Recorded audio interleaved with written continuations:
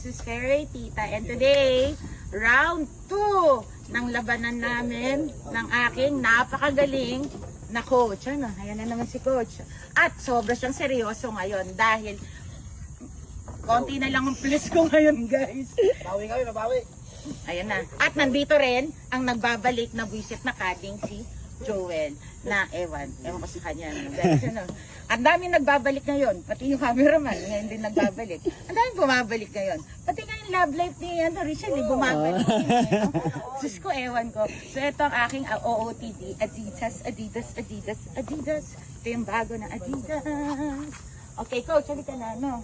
Tatakbo na sana ako. Tatakbo ka na? Saka tatakbo, Hello, taga Bacolod. Morning, ha? Ay, hello mga taga-Bacolod. Ito, medyo bumaba ng stroke. Siguro manalo na tayo nito. Talaga lang. Ay, kasi unang kayabangan sa'yo, no, Oo, coach? siyempre. O, anong OOTD mo, coach? Ano? Tight lace. O, tightless. Tapos, nakaunma. Tsaka Nike. O, Nike. Ginarder na naman niya si Tapos Nike. yung ano, Nike na naman. Adidas. Yeah. O, saan ka makikita? I-promote mo na. Dito ako ngayon sa Bali. Pwede ako sa pwede ako sa Veterans. Pwede sa Aguinaldo. Pwede. Royal East. At Pwede. saka City Gold. Pwede. Pwede lahat. Pwede lahat. Magaling ka bang coach?